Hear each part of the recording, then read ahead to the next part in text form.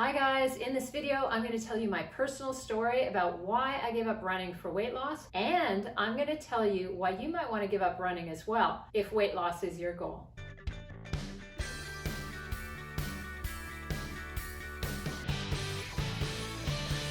Hi, it's Ivana, helping you get fit, healthy, and strong at any age. If you like the sound of that, please do subscribe and hit the bell. Just before we get any further, I want you to know that this video is not for runners. If you enjoy running, you're a competitive or recreational runner and you love it, I would never try to discourage you from doing something that you enjoy that's exercise. Here's who this video is actually for. If you're thinking, oh, I need to lose weight, I really need to start running again.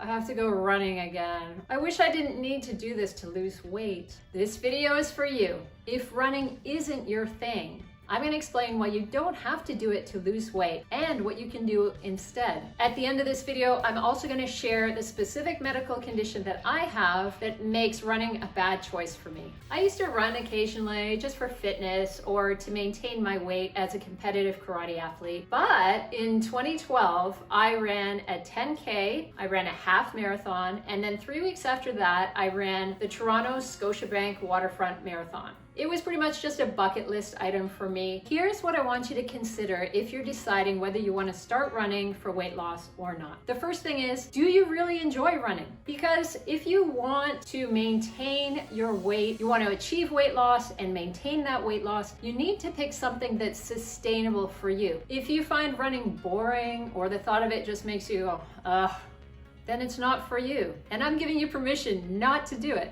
What does running do to your body? How do you feel after running? Does it make you feel good? Or are you starting to develop aches and pains? Maybe it's back pain or knee pain or ankle pain from running. Not everybody is conditioned enough to do running, particularly if someone's carrying a lot of extra weight. Running is actually not the best way to get started. If you're carrying a lot of extra weight, it does affect the amount of impact that you have on the ground. The other thing is that most of us have muscular imbalances of some type. That's completely normal. It's nothing that you need to freak out about or anything like that. I actually have a hip issue myself, which really came out in about the 16th kilometer in the marathons. The longer you run and the more often you run, the more likely those muscular imbalances are to show themselves. So it's not that the running is causing the problem as such, but you need to be aware that sometimes you need to do other things, and that means exercises that will help correct those muscular imbalances, as well as the right stretching if particular areas are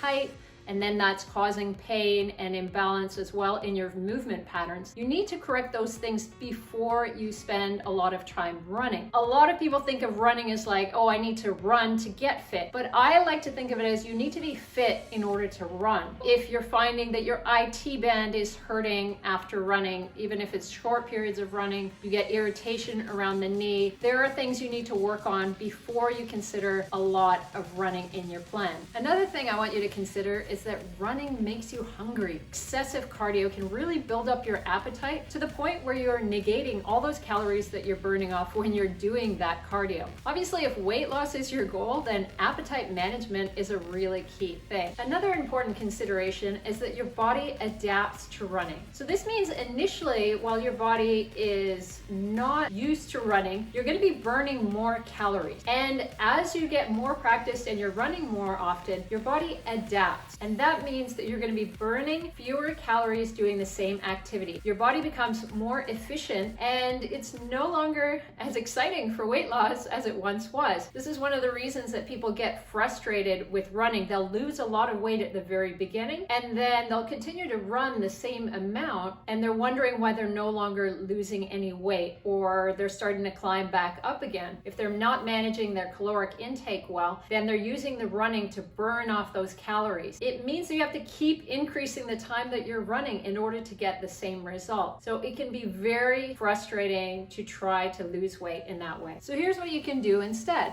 Walking is probably the best thing that you can do to add on to a muscle building program. You basically use your energy for your strength training, for your weight training, and then you're just going to be doing gentle cardio like walking. The walking is a lot less likely to burn off your muscle mass. That's exactly exactly what I've done. When I gave up running, I decided that I was going to do walking instead. You won't burn the same amount of calories. You do have to go for a longer walk than you would run. You can enjoy the scenery a little more. Now, I had two reasons for giving up running for weight loss. The first one, the aforementioned recurring hip issue. Although I've basically got that under control with the right training and stretching, I don't necessarily want to aggravate it. The main reason I gave up running is because I suffer from GERD, gastroesophageal reflux disease, heartburn, and acid reflux on a chronic basis. I've had this for about 20 years, and only in the past few years have I discovered that my reflux is triggered by exercise. So high impact activities like running actually bring up the condition or make the condition worse. So I need to be very careful with not only running, but also weight training. I can't necessarily lift really heavy weights because the intra-abdominal pressure also can cause issues for reflux. If you happen to have GERD or acid reflux just as a symptom occasionally, please do leave a comment below. And if you're interested in a video about this topic, I would love to do that for you as well. In the meantime, I do have a blog post on my website, ivanachapman.com, and you'll find some information there in terms of prevention and treatment. Giving up running for weight loss doesn't mean that I'm not physically active or that I don't run for short periods. Often when I'm playing with my son, we'll play zombie tag or we'll play soccer, and then I like to do a little bit of tennis too, so there is some running around. So I can get away with a little bit, but I need to make sure that I'm quite careful about anything that's high impact. So I try to stick to low impact activities. Walking is excellent for everybody. I recommend it. I personally have recently discovered scootering with my son as well, which is a surprisingly good workout. In the winter, I also do skiing and skating, so you can mix it up a little bit when it comes to the cardio side. Weight training is the thing that you should be consistently doing, building strength. That should be the one thing that stays, and that's the best thing for weight loss, for maintaining your muscle mass as you get older. If you like to run occasionally, that's totally fine. But if you're finding the whole idea of running just a little bit too much to take, I hope that I've convinced you that you don't actually have to run for weight loss and that you can enjoy other activities that'll help you lose weight without having to pound the pavement. If you like the sound of that, please hit that like button. If you want more help to get fit, healthy, and strong, head over to my website, ivanachapman.com. Pick up your free ebook, subscribe, hit that bell, and I look forward to seeing you soon.